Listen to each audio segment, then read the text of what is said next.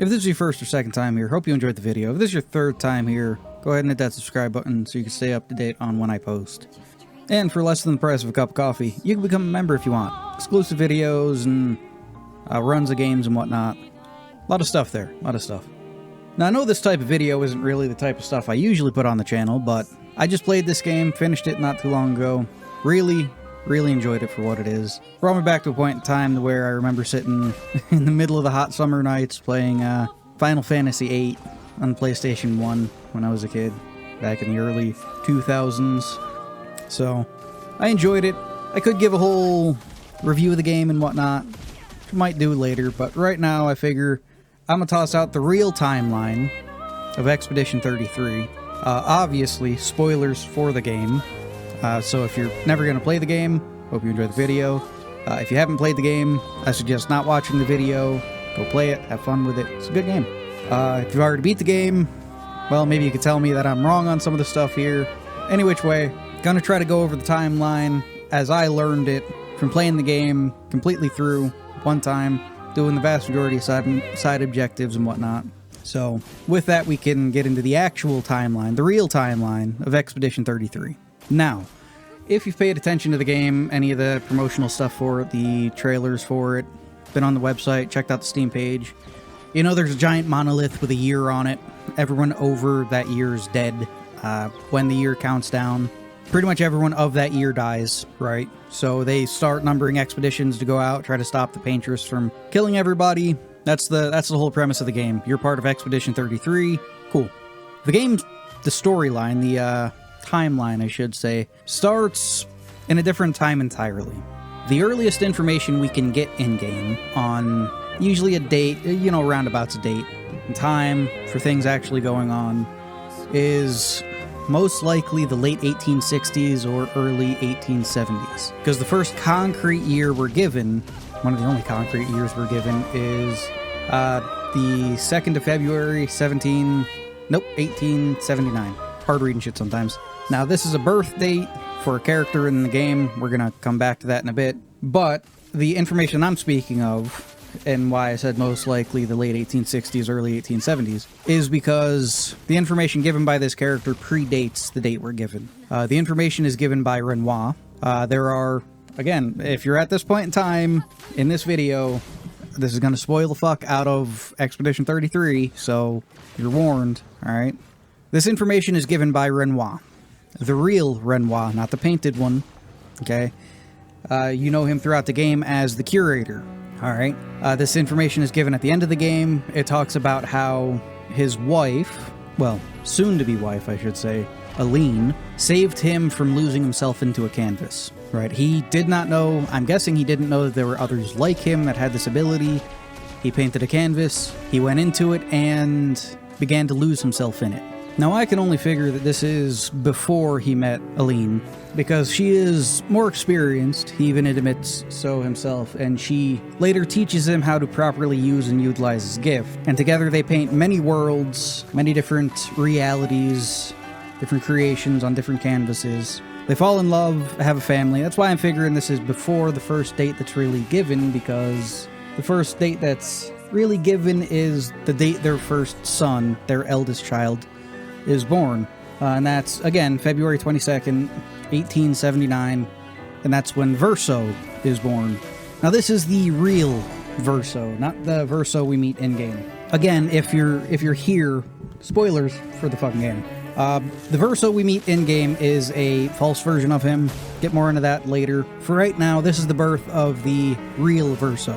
Sometime later, the eldest daughter, Claire, is born. And I'm going with only a little bit later because she specifically says that she spent time in Verso's painting when they were young, playing and having fun with her brother, compared to Alicia, who mostly spent her time reading later on.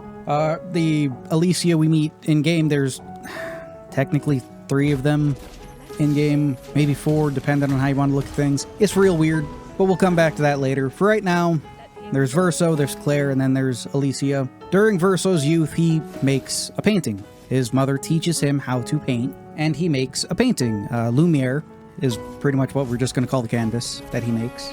And from the little information we have on how the painter's abilities work, they have to take a part of their soul and put it into the canvas.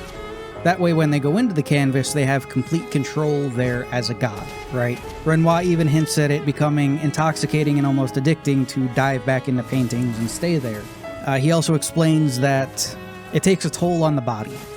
I'm guessing time moves substantially faster in the painting. After all, by the time we meet Renoir in game, it's been almost 70 years he's spent in there. When the reality of it is, he's most likely been in there maybe a couple of weeks. Maybe you could push it to a day is a year type situation. But any which way, your body starts to waste away on the outside as your mind is expending it. Well, your body is expending its power to push your mind into the painting, which is weakening your body, overall killing you. That's how it works, and that's how it's given to work in the game. The weaker the body, the less time you can spend there, that sort of thing. So we can skip ahead some to Aline. We're gonna mostly gloss over Claire because while she is an important figure, she's not a prominent figure, right? Claire is the eldest sister, second oldest, if I remember correctly. She's a painter, heart and soul. She loves to paint. Spent time with Verso as a child, and that's about it up to this point, right? Then we have Aline, the youngest of them. She's also a painter, not as good or refined as either Verso or Claire at this point. She mostly enjoyed books. She enjoyed reading, spent most of her time reading, didn't really delve into the canvas or canvases at that point. She knew how to paint. She wasn't the best at it, though. And that's pretty much the setup up until this point. Up until roundabouts, let me look here to make sure I get the year right. 1905. There we are. That's the second, prominent year that's given. 1905, things change significantly. That's when the writers faction attacks the painters, okay? We don't really know anything about the writers. Given how the painters work, we can extrapolate that the writers most likely operate in the same style. But instead of painting, they write. Makes sense, right? They attack the painters, the Delassange family, or however you pronounce that. I am not French, cannot pronounce it correctly. Anyway, they're attacked by the writers. And there's a fire. Alicia is caught in the fire, is heavily burned. Verso charges into the fire to save his sister. In-game, they say he died in the fire. I personally think he died after the fire because of the fire. Because, again, Alicia is heavily burned. Missing an eye, face heavily burned, can't speak because her vocal cords were burned. That proves to me Verso went in to a fire. Literally, she was on fire. He grabbed her, took her out, and got heavily burned in the process and died, right? Now, we're gonna talk about how this could have happened because multiple characters seem to blame Alicia. It's hinted that the mother blames her. The father's trying not to blame her. Claire does blame her. So let's figure, okay, if it was just Verso running in and saving his sister, I doubt the family would blame her for it, right? It was just an older brother trying to protect his sister. What I think happened, since they hint at her sitting in her room all day reading books, and that one of the factions is literally called the Writers, that they're at war with at this point in time, I think one of two things happened. Either the writers were able to influence Alicia to set the fire, in which case family blames her for the fire, understandable, or that they were able to start a fire using one of her books, maybe a book that was planted or something that she was reading, and simply reading it, maybe like a spell book or some shit, would make fire happen, right? So either which way, I could see why the mother and the older sister would blame her for it at that point, because it would technically be her fault for having done it, right? And then we got to talk about, after Verso died, Claire pretty much started a war against the writers. Now, if the writers can manipulate the world outside of a book, right, then I'm fairly sure the painters can as well, right? When Claire first enlists Alicia to go into the canvas after her parents there, which we'll get into that here in a moment, they talk about the chroma and how they're fighting over chroma, which means chroma isn't a construct of the painting or any canvas. It seems to be something that comes from the person, the painter. Depending on what canvas you're in, you can put more of your own chroma into it. Maybe it's like stamina, right? You can put more of your own chroma into it, thus weakening your own body, whatever. But when it's someone else's canvas, you can only allow certain amounts in, and even then your chroma can't override the chroma of the canvas painter, which in this case would be Verso's, which is why Renoir needed to, well, we'll get more into that soon. So after Verso died, the family split off.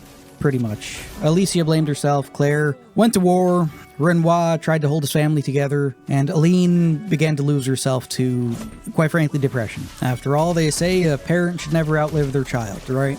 So, whilst losing herself to depression, she realizes that to be a painter, you must put a part of your soul into a canvas to paint. So, she goes to Verso's painting. Lumiere is what we're going to call it. We don't know what the title of his actual painting is called, but that's what we're going to call it there. A painting he made when he was a child, that him and his sister played in, that his parents most likely delved into every now and again to keep an eye on their kids, to make sure they're playing well. They probably went off and did their own thing while their kids played. That's most likely where the Axion come from and where some of the other things in-game that are a little strange come from. But in this canvas, Verso made the Gestrels and the rock guys. You don't really hear much about them, but they're there. Forget their name. Along with that, he created some more prominent figures. Monoko, Noko, Esquier, characters like that. You know, a place for him and his sister to have fun, be kids. His sister also was able to paint in the painting since she is a paintress herself. She created the Nevron as kind of a challenge for her and her brother to fight whilst there. It's what the, I think it's called the Endless Tower is for. You can get there later on in game. Speak to a bit of Claire's soul that's still in the canvas. She explains what the place is for, which is interesting. So, the canvas contains a bit of Verso's soul. Easy enough. Again, spoilers for the game. You actually meet this soul fragment of Verso throughout the game. The earliest one you can meet is as Gustav with Luma, whatever her name is. The one who has her feet out, yeah. The weird statue of the boy with no face. That's the last bit of Verso's soul that's in the canvas, right?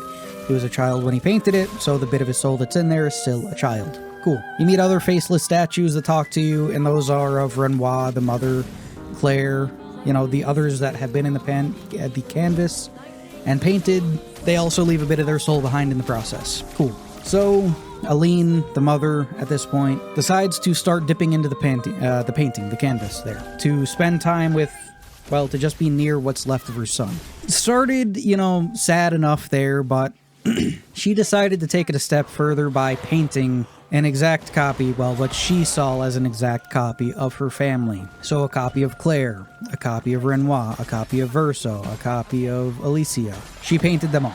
And that's the Verso and Renoir and Alicia we meet in game. If you're wondering about Claire, you can meet that Claire later on. And there's a whole boss fight involved in it. Gives you one of the best fucking pictos in the game. Hard as fuck though, so keep that in mind. So she starts to stay in the canvas a little longer each time, till eventually she just doesn't want to come out of it, right? No idea how many years passed in the canvas with her living with her false family, her painted family, right? Some will say that she didn't get to live with them at all, but instead the fracture happened, and, well, here's the thing. She had to have stayed there for some amount of time, because time passes differently in the painting than it does in the real world. And there had to be an amount of time that passed before Renoir got suspicious and decided to go into the painting himself. So it could have been a year, could have been 5 years, it could have been 100 years. We don't know, right? The first instance in the painting that we get a year for is year 100, but by that point in time, the fracture had already happened. The monolith already stood, the paintress was already there, the curator was already locked away, all right? And we know that Verso and Renoir both helped build the shield that shields Lumiere, that shields the city, right?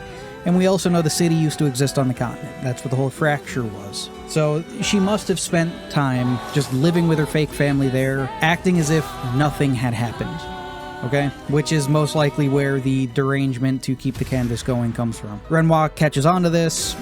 He doesn't want his wife to die. You know, understandable. Pretty much a slow form of suicide to stay in a painting so long. So he decides, well, she did it for me once. I'm going to do it for her. I'm going to go in and pull her out of the canvas. So he goes in. We don't really know exactly what happens, but it ends with the fracture, right? Aline shunts part of the city out into the ocean, while Renoir summons a Axion that destroys the vast majority of the city that's left. We actually find it dead later on in game. They fight. The world gets fucked. Renoir gets sealed beneath the monolith. The monolith rises. Renoir gets locked away. storing up his power to yearly erase the oldest creations of Aline. Now here's the thing, right? They specifically say he erases the oldest creations of Aline, his wife, the Paintress, at this point. And once a year, the Paintress, Aline, gives her power to the Paintress construct that then changes the number on the monolith to show what number of year her creations are going to go away. This also means that every human in the painting wasn't created by Verso. Verso made the Gestrels and the other mythical creatures that live there. His sister created the Nevron. His father created the Axion. His mother created the people that live there, which isn't surprising. You know, Verso's creations are more simplistic. His mother's creations are more detailed. It's an interesting thing to think about there. So they're stuck in this eternal battle for 60, almost 70 years at that point, and it wears on both of them quite substantially. At this point, Clair pulls Alicia into trying to get this to end, tries to send her in to help Renoir to stop the Paintress from, well, to just get her out, to pretty much send her out of the painting so they can destroy the thing so that the mother can't obsess over it anymore. In the process, Alicia gets, well, since she's a person entering the painting after the new rules were established for people, she pretty much gets caught up in the actual life cycle of the people there. We're just going to gloss over that. Again, this isn't a detailed in-painting timeline here. This is the real-world timeline of Expedition 33. So years pass in the painting. Alicia's character in the painting goes on an expedition with more painted people. Verso keeps an eye. Verso writes the meeting point on the fucking tree, or the pillar in front of the tree there. Gets their attention so he can direct them toward Alicia. We're just gonna call her what she is here. Events of the game happen. Simple enough. End of the game. There's two choices to be made. I would say one is the good ending and one is the bad ending, right?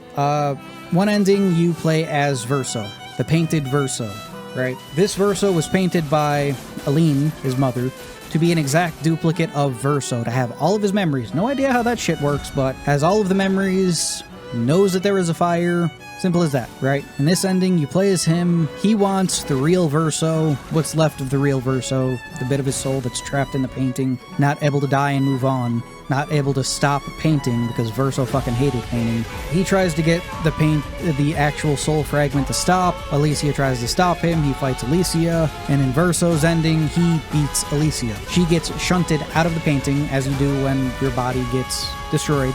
Takes some time for you to regroup and come back in. Even if it's only instantaneously for the person outside, it still takes time in the canvas for this to happen, since time is all weird there. She gets shunted out. When this happens, Renoir destroys the painting. He erases everything, including the last bit of Verso's soul, which, again, you know, if Aline didn't want this to happen, maybe she shouldn't have made an exact duplicate of her son that already gave his life once to save his sister, because now that he knows and fully understands everything and what's happening and that she's going to die if she stays there, of course he's going to sacrifice himself and this entire fake world to be able to save his sister again, right? So this ending ends with Verso's painting being destroyed. Everyone we've known at this point, you know, Noko, Esquier, all the playable party members, they're all erased too. Sad that, but you know, it's one of them weird things of, were they really real? Technically, yeah, because the painting is a pocket universe. Anyway, it ends with the family at Verso's grave actually coming to terms with what happened. Clair is the first to walk off because she still wants revenge on the writers. The parents are the second to go, coming to terms with what had happened, trying to move on. Alicia has to finally let go of the painted world that she grew attached to, and that's it. It's a hopeful ending for the future. You know, Verso even says in the painting before she goes that since she's such a strong paintress, there's never a world where she will live in where she is not happy, because she can literally paint new worlds to live in, right? The other ending is you play as Alicia, I should say. You beat Verso. She repaints everyone that died.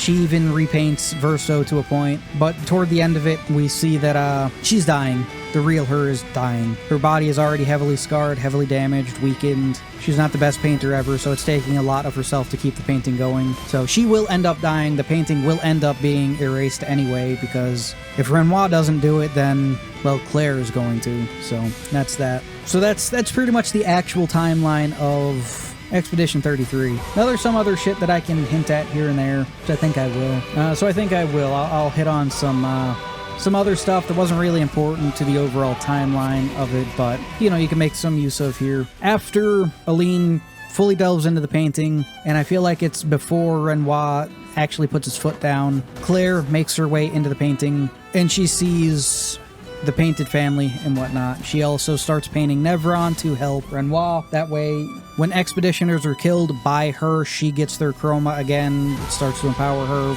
starts to toss off the balance of power, so when the Nevron kill expeditioners, their chroma stays locked in their body by design so the painters can't get it. Whole thing there. Not too long after that, she comes back in after Renoir is now trapped in the painting too, to try to help him. She can't spend a significant amount of time there because she's pretty much leaving her home undefended at that point. She decides, hey, well, my mother created a painted version of me, so I'm going to paint over it. So she paints over the painted version of herself, creating another version of her that you can fight in-game, which is fun. To forever paint Nevron. That's why they always respawn in-game, if you didn't know. So that painted version of her before fell in love with someone from the first expedition by the name of Simon. That dude's pretty fucking cool. The painted version of Claire then tricks Simon into going to the monolith, to where some would say he was brainwashed by the paintress. Some would say, well, why would Claire send Simon there so the paintress could control him? Stuff like that. It's strange to a point, but Simon goes to the monolith. Simon is extremely fucking strong. Simon ends up with unique powers gifted by the paintress to try to go and destroy the curator, Renoir, who is trapped under the monolith. That's where we find Simon later in-game. He's the one that killed the Axion that destroyed Lumiere. He's that strong. Now you may be thinking, why would Claire want Simon to go to the paintress to get power to then fight Renoir? I feel like Claire sent Simon to kill the paintress because he was extremely strong, but when he learned that if the paintress dies, the entire world gets erased, including his love, Claire, he decided instead to help the paintress to kill Renoir so that their world could continue, which is why the paintress gave him powers. Makes the most sense. Happens more than once in the game. I'm pretty sure that's what happened to Julie, whatever her name is. Something along those lines. So yeah, by the by, that's about the entirety of the timeline, the real world timeline of Expedition 33. I'd say it doesn't go too much past the 1905, maybe 1906 at this point, maybe, depending on how far after. After all, Alicia is completely healed by this point in time, so maybe a year or so later, you know. But the entirety of the timeline can be boiled down to simply being Renoir and Aline meet. She teaches them how to use their ability. Verso's born. Verso paints the canvas. Doesn't really like painting. Likes music more. Him and his sister play in the canvas. He creates his childhood fantasies there. The second sister comes along. She doesn't really take part in it. She somehow leads to a house fire when Verso is, I'd have to say, in his late 20s? Mid-20s, 26, give or take. Verso dies saving her. Family tries to grieve in the wrong way. The mother loses herself, trying to be close to what's left of her son. Father tries to help. Shit goes sideways. The good ending is Verso doing what Verso would have actually done and saved his family. So, it's a good game. It's a good game. It really brought me back to a point in time to when you could waste a night playing your PlayStation in the heat there.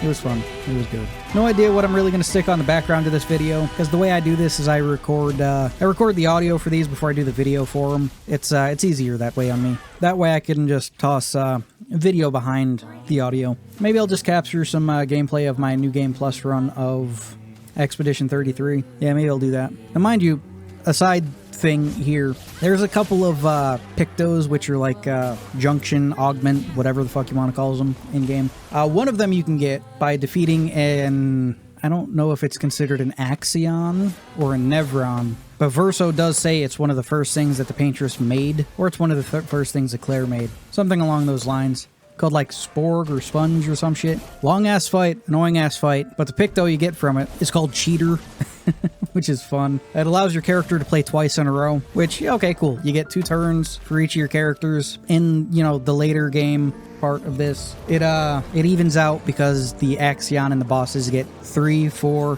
even sometimes like 20 attacks in a fucking row. That one boss was bullshit, the one that jumps, you know what the fuck one I'm talking about. Goddamn. Anyway, when you beat Clair, you get Clair's gift, or Clair's life, I can't remember the exact name of it, but this Picto fully heals you if you haven't taken damage from your previous turn. Now, normally this would be, okay, well, you know, you're supposed to perfect dodge and you're supposed to defend, but if you have the cheater Picto and you have Clair's life Picto, since you get 2 turns in a row with the cheater one, you automatically heal all the way up to full health every turn, unless you're like on fire or some shit or some other status ailment. Still though, that's fucking insane. That's some good shit. That's a good combination right there. Along with that, you can grind out as many like luminance, whatever the fucks, to fully empower your characters so that you can junction these abilities onto every character you have. It's a little fucking overkill, but yeah, I'll probably just capture some gameplay of me just running through, killing Axion and killing Nevrons and shit. No story stuff in the background, but yeah, I think that'd work just fine. Now, before I go, I would like to thank my member Eric Hewitt for, well, supporting me. Thank you again. Again, if you want to become a member, you can do so for less than the cost of a cup of coffee in most places nowadays, which I gotta say is just kind of fucking ridiculous. But yeah, no need to. Just watching sports. Anyway, with that, I'm going to head on out.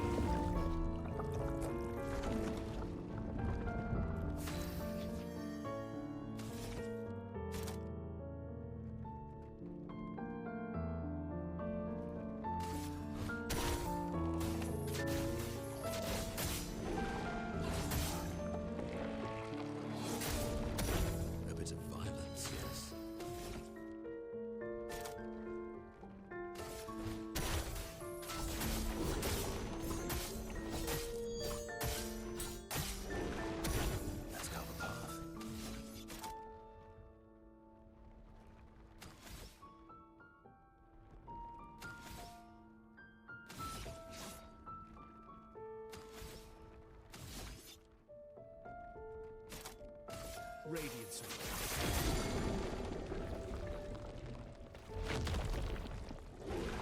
Time to end this.